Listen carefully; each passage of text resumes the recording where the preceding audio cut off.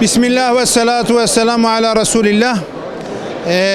Bugün Cenab-ı Allah nasip etti. Batman'ımızın ilk hac kafilesini kutsal beldelere yolcu ediyoruz.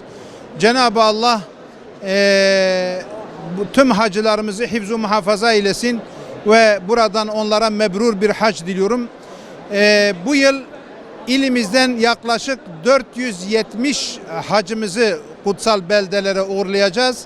İlk kafileyi bugün gönderiyoruz. İkinci kafileyi cumartesi günü göndereceğiz. Üçüncü kafileyi de inşallah Diyarbakır'ımızda onları yolcu edeceğiz. Cenab-ı Allah hacılarımızın hacılarını kabul eylesin, dualarını makbul eylesin.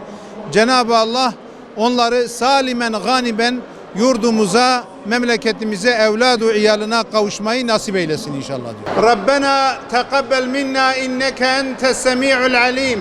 İna ve veffikna ila'l hakki ve ila tariqin müstakim. Ellerimizi açtık. Bütün samimiyetimizle dua ediyoruz. İlahi ya Rabbi dualarımızı kabul eyle.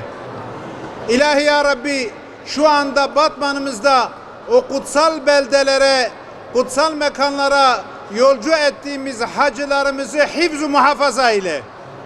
İlahi ya Rabbi onlara makbul bir hac yapmayı nasip eyle. Mebrur bir hac yapmayı nasip eyle ya Rabbi. Dualarımızın kabulü için, kaza ve belaların defi için, makbul ve mebrur bir haca vesile olması için, Allah rızası için El Fatiha.